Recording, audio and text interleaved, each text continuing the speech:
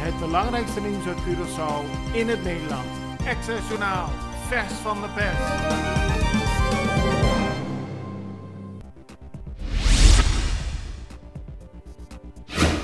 De Extra besteedt vandaag aandacht aan werkzaamheden die plaatsvinden tussen Rif en Klein Hofje.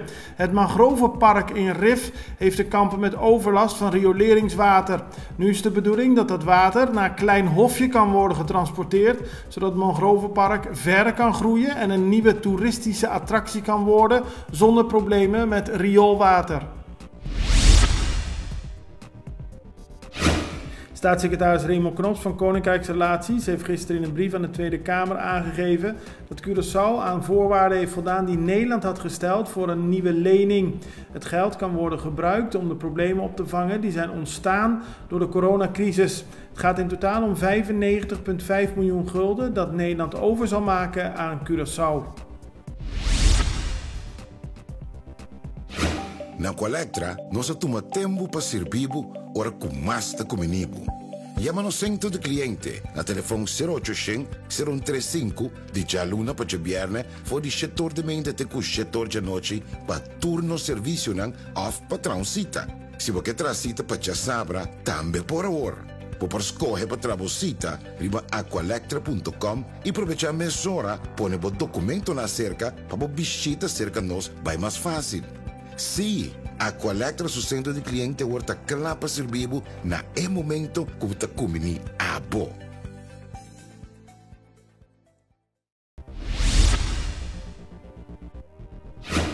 Minister van Financiën Javier Silvania heeft gisteren tegen de Extra gezegd dat het geld dat Nederland leent aan Curaçao waarschijnlijk binnen een week beschikbaar is.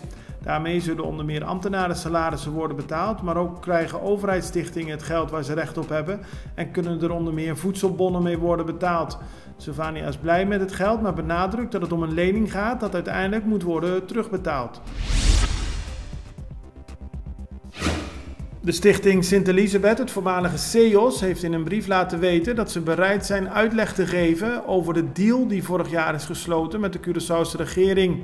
In totaal is er 9 miljoen gulden uitgegeven om ervoor te zorgen dat het CEOS klaar was om opvang te bieden aan coronapatiënten als dat nodig was.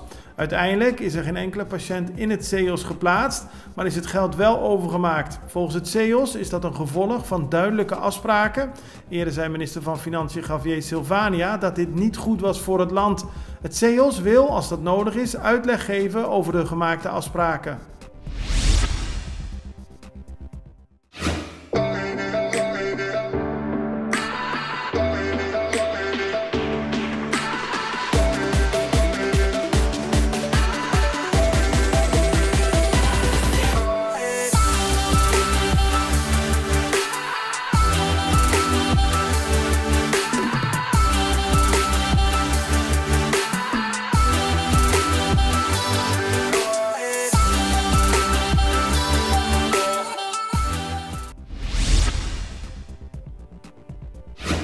Er wordt deze week druk vergaderd over de vraag of de avondklok moet worden verlengd. Die werd 3 weken geleden ingesteld en geldt vanaf middernacht. Deze week moet worden besloten of de avondklok wordt opgeheven of wordt verlengd. Naar alle waarschijnlijkheid zal er morgen een persconferentie worden gegeven door de regering, waarin meer duidelijkheid over de avondklok komt. Op 18 september zullen veel vrijwilligers op Curaçao ervoor zorgen dat Curaçao weer een beetje mooier wordt. Dan zal er namelijk veel afval worden verzameld dat nu over het eiland verspreid ligt. Dit gebeurt in het kader van World Clean-up Day. Deze Wereld Clean-up Dag vindt plaats in 118 landen ter wereld. Overal zal worden geprobeerd de landen en eilanden schoner te maken.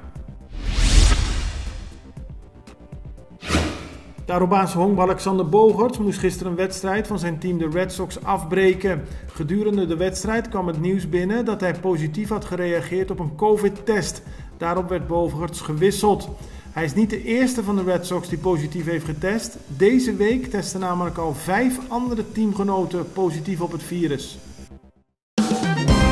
Het belangrijkste nieuws uit Curaçao in het Nederland.